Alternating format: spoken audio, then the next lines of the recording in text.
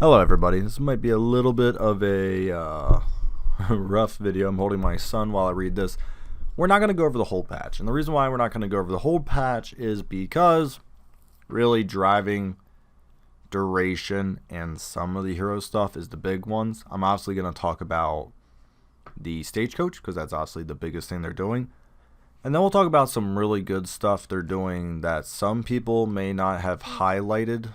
I don't know, I haven't been watching too much of what other people say, but I know for me, they're in the steps in the right direction by fixing a few of these things. So first, obviously, let's talk about the stagecoach. What's the name of this patch? Redemption Road. There you go. Okay. This is everything that's in this patch. I'll quickly read through them, but we're not going to talk about all these too terribly much. Obviously, the routes, the controls, pets. I don't think they mentioned too much in here, to be honest. They'll obviously be in-game. The valley, we'll talk about obviously being shorter is a huge thing. Torch loathing, we won't talk about that too much. This video obviously will affect gameplay. Looting economy, not too much either. It's mostly duration and stagecoach, so let's get into it. So we now have tokens. We have two types of tokens, wheels and armor. These are not going to recharge on their own. They must be replenished via the wane right at the end for a cost. So now we have wheels and armor. That will obviously affect our travels on the road, and let's read about these route types.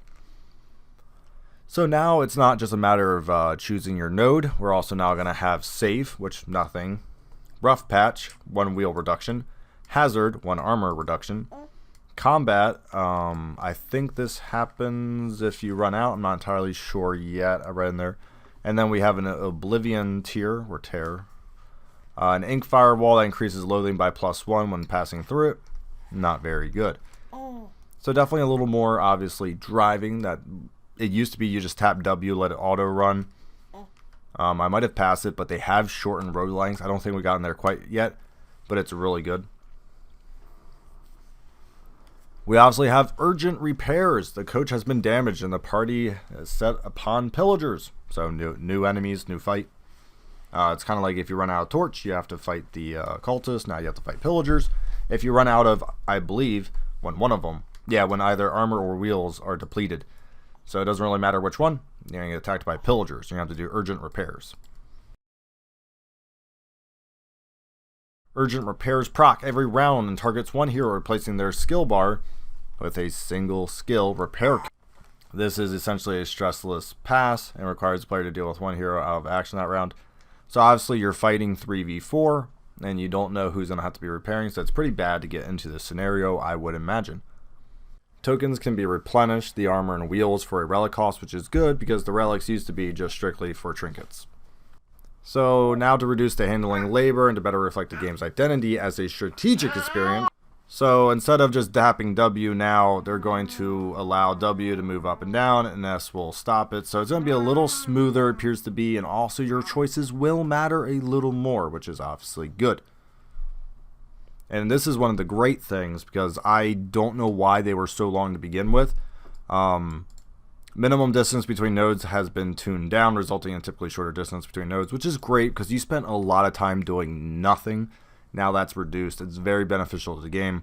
The faster you can get through runs in Darkest Dungeon 2, the better the game's going to be, and I'm glad they were recognizing that because runs were entirely too long because of non-meaningful things. They are definitely fixing that, which is great.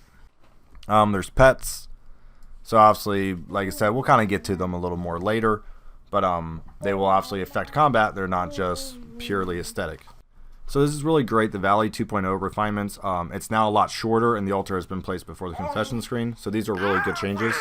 Okay, Remy.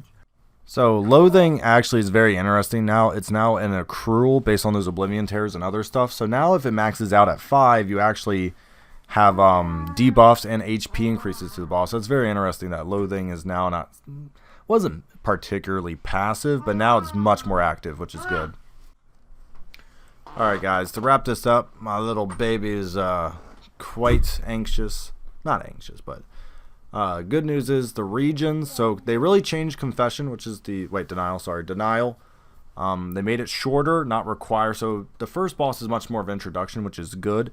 because one of my complaints I was going to wait till the 1.0 release was that the game pretty much had essentially a designed fail mechanism with how it was. Obviously with this new stuff, not so much, which is good.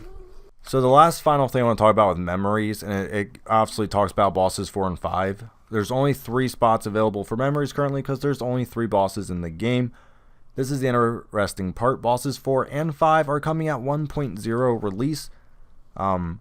I was wondering when the bosses would come out. However, that's not necessarily bad to have them on initial release, because it'll probably take so long for people to get to bosses 4 and 5. The few people that do, hopefully most of the errors will be fixed by then, and it won't obviously be a bad mark on the game. I don't know about the new hero. I'm assuming the new hero will come out before the May 8th release. It looks like they're gonna be able to get... It looks like they are going to be able to get everything done by May 8th. I'm actually a little surprised. I thought it would take a little longer. But I'm guessing we'll see 1 to 2 more patches that are meaningful. And I'm assuming probably from mid-April to May 8th, they're going to stack everything to 1.0, which I think is smart. If you can't get both bosses 4 and 5 out before 1.0, you might as well try to package up everything as neat as you can in a bow at 1.0.